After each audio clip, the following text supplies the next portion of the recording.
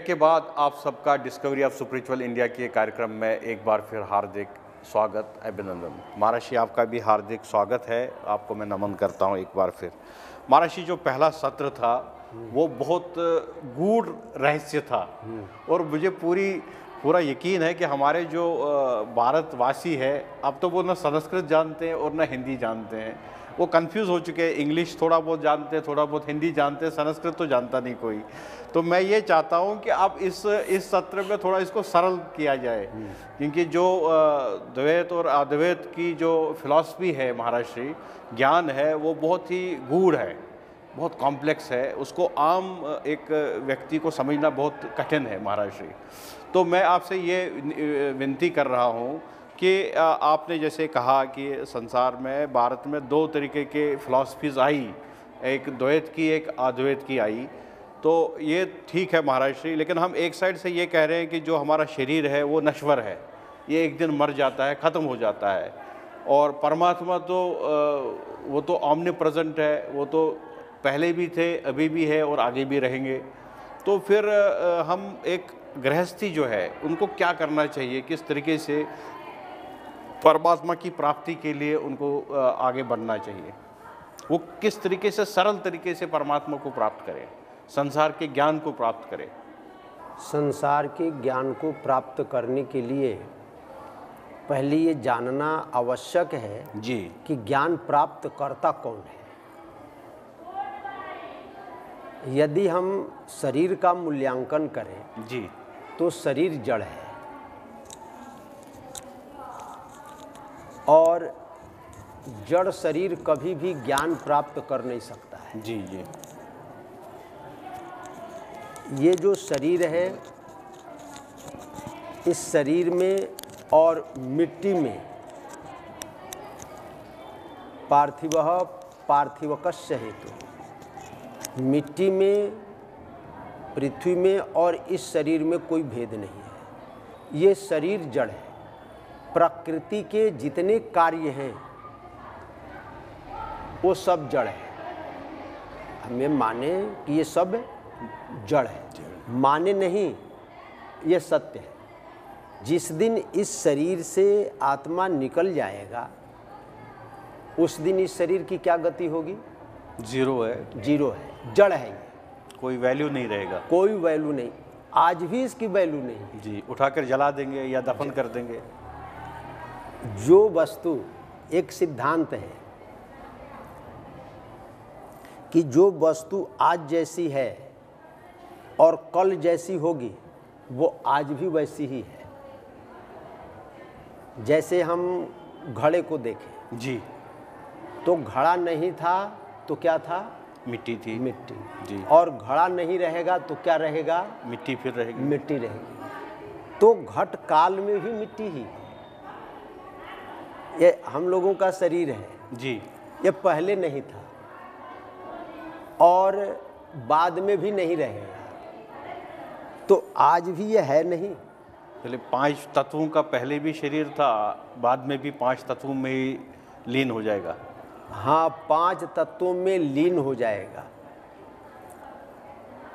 ये माया का था, माया में विलीन होगा, यानी जड़ था, जड़ में विलीन होगा, तो आज भी वो वही है, लेकिन आज ये भिन्न रूप में दृष्टिगोचर हो रहा है। जी, यह भागवत में परीक्षित जी को अंत में उपदेश दिया सुखदेव जी, और वो बड़ा प्यारा उपदेश है।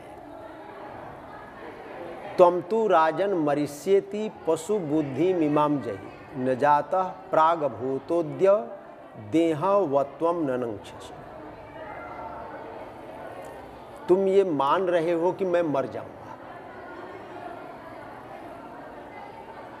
तो आत्मा किसी काल में मरता ही नहीं है, किसी काल में नहीं मरता है। जो दृष्टा होता है, साक्षी होता है, वो किसी काल में मरता नहीं है। मरता कौन है? दृश्य, जिसको हम देख रहे हैं वो मरता है, नष्ट होता है, वो विकारी है, विकार हो जाता है।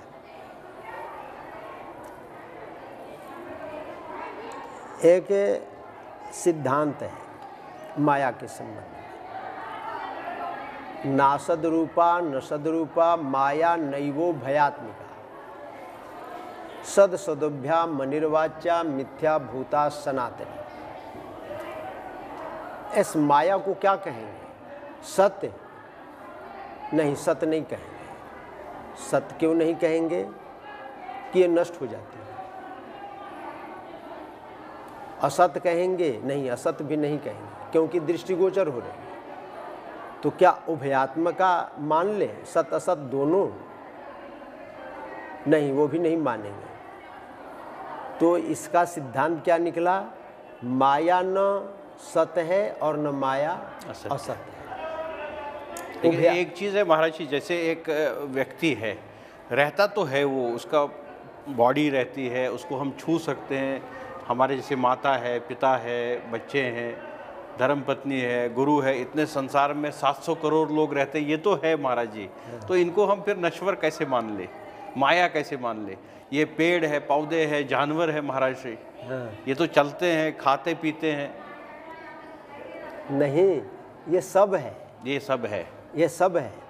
हमने स्वप्न देखा, स्वप्न देखा तो स्वप्न में हमने देखा कि मेरी शादी हुई, बच्चे हुए, बच्चों को हमने पढ़ाया लिखाया, बच्चे नौकरी करने लग गए, फिर मैंने उनकी शादी की, उनका विवाह किया, उनके भी बाल बच्चे हुए, नाती पोते हुए, सब हुआ, और आँख खुल गई तो क्या वो संसार रहता है? नहीं, कुछ नहीं था, हैं? कुछ नहीं था, स्वप्न था, लेकिन दिखाई पड़ रहा था जी। क्या आपको उस समय लग रहा था कि ये हम झूठ देख रहे हैं? ऐसा नहीं लगता है। कोई स्वप्न में बंदूक लेकर के पीछे दौड़ता है मारने के लिए तो भय लगता है, आदमी भागता है, पसीने छूट जाते हैं जी। यानी जब हम देखते हैं तो असत्य नहीं लगता है। असत्य की प्रतीति जागने के बाद होती है। जब तक हम जगत के साथ व्यवहार कर रहे हैं तब तक किसी भी काल में जगत असत्य प्रतीत नहीं हुआ। वो स्वप्न है सारा, वो तब प्रतीत होगा तद्भावात संजोगा भावो हानम तदृशे कैवल्यम। ये संसार कब असत्य प्रतीत होगा? जब हम जागेंगे। जब हम जागेंगे। तो जागना किसको है महाराज? हाँ, अब हमारे अंदर में क्या ऐसी चीज़ है जिसको जागना है? हाँ, जागना है।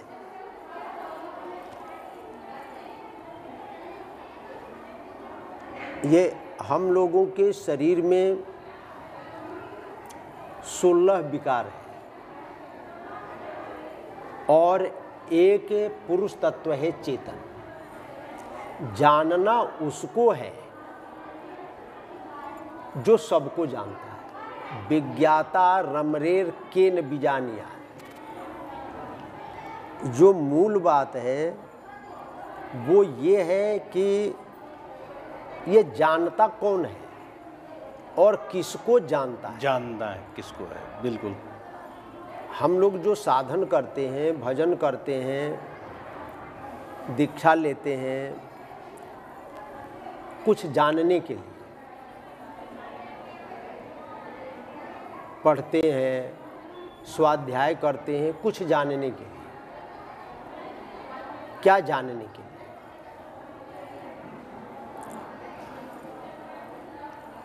वो अपने आप को जानने के लिए। निषेध शेषो जयताद शेषा, गजेंद्र ने कहा। एक पद्धति है, हम नैतन मनो विशति बागुत चक्षुरात्मा प्राणेन्द्रियाणि च यथा नलमार्च स्व शब्दोपि बोधक निषेधतयात्म मूलम अर्थोक्तमाह यद्रते न निषेध सिद्धि। ये भागवत के एकादश स्कंध का नवयोगेश्वरों के प्रकरण का श्लोक है। जैसे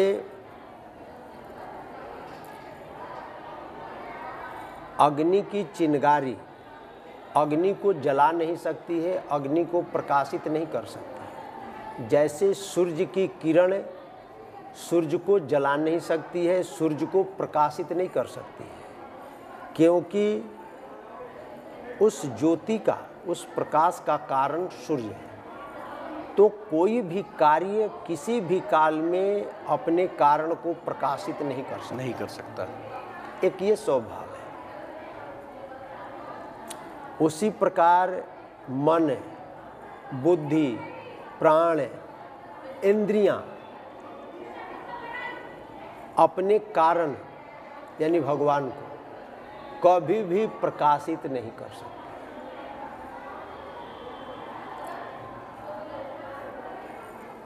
जब ये प्रकाशित नहीं कर सकती हैं तो उसका प्रकाशन होगा कैसे? तो कहे कि निषेध करो। एक पद्धति है, निषेध करो।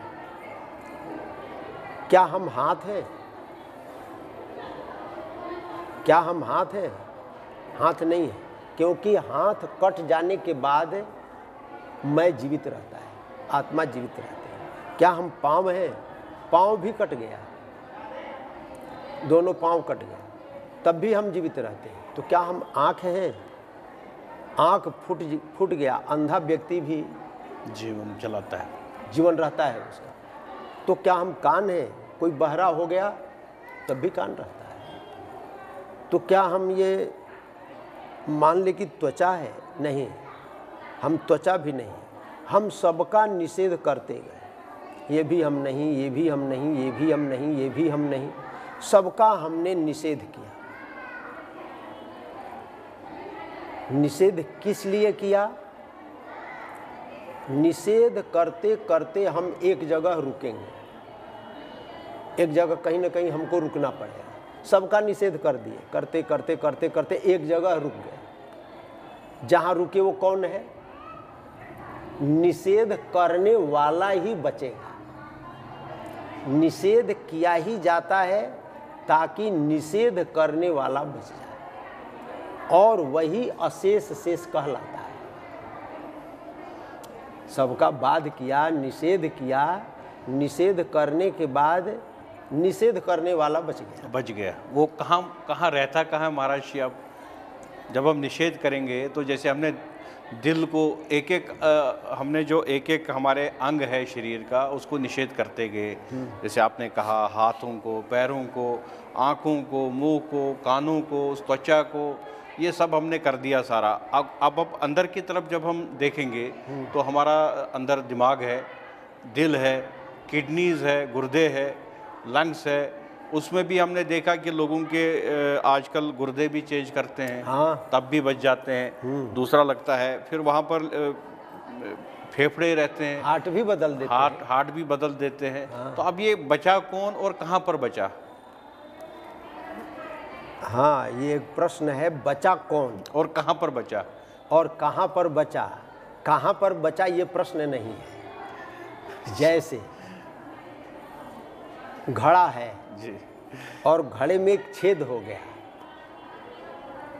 तो उस छेद के होने से आकाश का अस्तित्व तो समाप्त नहीं होगा जी। जो आत्मा है, जो परमात्म तत्व है, सर्वगः है, उसको कहते हैं कि सर्वत्र है। कहूँ सो कहाँ जहाँ प्रभु नाही, वो सर्वत्र है। देखिए उसका स्वरूप क्या है? वो अद्वय ज्ञान है, अद्वय ज्ञान, केवल ज्ञान। आत्मा बोलते हैं ज्ञान, ज्ञानम स्वरूपम, निम्बार्काचार्य का सिद्धांत है, ज्ञानम स्वरूपम चहरे रथीनम शरीर संयोग वियोग योग्यम अणुम ही जीवम प्रतिदेह भिन्नम ज्ञातृत्ववंतम यदनंतम। जो आत्मा है वो ज्ञान स्वरूप है। एक ये, और वो ज्ञान कहाँ पर है? हम कह दिए कि ये इस शरीर में पाँव न रहने पर भी हम रहते हैं, लेकिन पाँव रहता है और कांटा यदि पाँव में चुभ जाए तो दर्द होता है, यानी ज्ञान यहाँ भी है। सिर से लेकर के पैर तक वो ज्ञान फैला हुआ है, सर्वत्र ज्ञान है। हमारे शरीर में कुछ ऐसे अवयव हैं, कुछ ऐसे जगह हैं जिसका अभाव होने पर, जिसका सर्वांश में अभाव हो जाए, जैसे हार्ट है, हार्ट अवरुद्ध हो गया तो हम कह देते हैं कि हम मर गए, व्यक्ति मर गया। वो मरा नहीं। नैवात्मनो न देहस्य संसृते ही द्रष्टुरात्मन, अनात्मा। ये जो शरीर है ये अनात्मा है, जड़ है। उत्पत्ति जड़ की भी नहीं होती है, जन्म जड़ का भी नहीं होता है, और जन्म चेतन का भी नहीं होता है। तो जन्म होता किसका है, यह उद्धव जी ने भगवान से एक प्रश्न किया। हम ये कहते हैं कि आत्मा अजन्मा है, जन्म मृत्यु से परे है। न ह्यस्य जन्मनो हेतु कर्मणो वा महीपते, आत्मा मायाम विनेशस्य परस्य द्रष्टुरात्मनः, ये भागवत का है।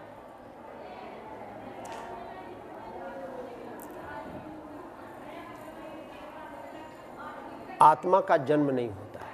अजो नित्य शाश्वतोयम, आत्मा शाश्वत है, अजन्मा है, लेकिन फिर भी वो जन्म लेते हुए दृष्टिगोचर होता है। जैसे आकाश है, आत्मा को आकाश मान लिया, और हमने बहुत से घड़ों का निर्माण किया, रख दिया, तो सभी घड़ों में, सभी घट में आकाश स्थित है। निर्माण किसका हुआ है?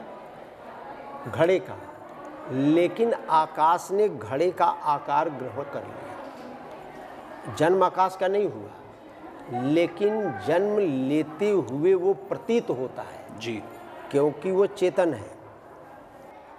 ये जो आत्मा है, ज्ञान है, ये जड़ के धर्म को अपने में स्वीकार कर लेता है, और जो जड़ है वो चेतन के धर्म को अपने में स्वीकार कर लेता है। जैसे लोहा को हमने अग्नि में डाला तो अग्नि में आकार नहीं है, आकार लोहे में है। अग्नि ने लोहे का आकार ग्रहण कर लिया, और जो लोहा है, जो लोहा है वो गर्म नहीं होता है, लाल नहीं होता है, और उसने अग्नि के आकार को ग्रहण कर दिया। तो लोहा जलाने लगा, अग्नि के गुण लोहा में आ गया, और अग्नि में आकार नहीं है, लोहे के आकार को ग्रहण कर लिया। और जो जीव है उसमें जड़ता नहीं है। ये एक इससे छूटने का बड़ा सुंदर उपाय उपनिषदों में आता है कि जिसको हम जानना चाहते हैं, तो प्रश्न आएगा कि कौन जानना चाहता है और किसको जानना चाहता है। जी जी, बिल्कुल जी। कौन जानने वाला है और कौन जानता है। तो कहे कि नहीं, जानने वाला दूसरा नहीं है, जानने का जो कारण है वो जड़ के पास नहीं है, वो चेतन के पास में ही है। जैसे हम जगे हुए हैं, संसार को देख रहे हैं, हम सो गए, हमने स्वप्न को देखा, हम सुसुप्ति में चले गए, वहाँ भी ज्ञान है। हम जगते हैं तो कहते हैं कि कुछ ज्ञान नहीं रहा, बहुत आनंद के साथ सोए। यानी जो जागृत का दृष्टा है, जो स्वप्न का दृष्टा है, जो सुसुप्ति का दृष्टा है, वो केवल आत्मा है, उससे भिन्न कुछ नहीं है। लेकिन उससे भिन्न की प्रतीति होती है केवल माया के कारण, नहीं प्रतीति का दूसरा कोई कारण ही नहीं। और प्रतीति भी आश्चर्य तो यही है कि स्वप्न में जो वस्तुएं दृष्टिगोचर होती हैं वो दृष्टा के अलावा भिन्न नहीं है, लेकिन अलग अलग दृष्टिगोचर होते हैं जी। ये जब तक हम ये स्वीकार न कर लें कि ये शरीर जड़ है, आत्मा में आकृति नहीं होता, इस संसार से छूटने का सबसे सुंदर उपाय, माया से अलग होने का सुंदर उपाय, आनंद प्राप्ति का सबसे सुंदर उपाय जी। हमने माना कि हम शरीर नहीं है, हम आत्मा है। आत्मा में आकार नहीं है, आत्मा काला गोरा नहीं है। ये प्रतीति शरीर के कारण होती है जी। ये शरीर के कारण ही आत्मा दृष्टिगोचर होता है, ये आकार है। ये इसके ऊपर कोष चढ़ा हुआ है, तो पहला अन्नमय कोष है और दूसरा प्राणमय कोष है। आत्मा में भूख प्यास नहीं होता है, लेकिन प्राण के कारण आत्मा में भूख प्यास की प्रतीति होती है। तीसरा मनोमय कोष है, आत्मा संकल्प विकल्प नहीं करता है, लेकिन मन के कारण संकल्प विकल्प वाला प्रतीत होता है। आनंदमय कोष, आत्मा आनंद का धर्म नहीं है, आनंद का धर्म अहंकार का है, यानी जड़ का। लेकिन अहंकार के कारण आत्मा आनंद वाला प्रतीत होता है। आत्मा में मैं नहीं है, मैं तो नहीं है, क्योंकि आत्मा तो एक है, एक है, सर्वज्ञ है। जड़ में अहंकार है। हाँ, वो अहंकार का धर्म है, वो बुद्धि का धर्म है।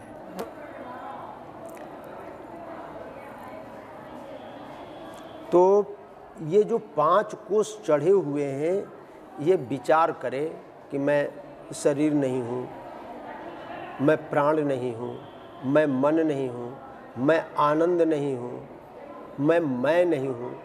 इन सब का बाध करने के बाद जो बचता है वो मैं हूँ जी। महाराज श्री के साथ में चर्चा की, महाराज श्री ने हमें ज्ञानमय किया।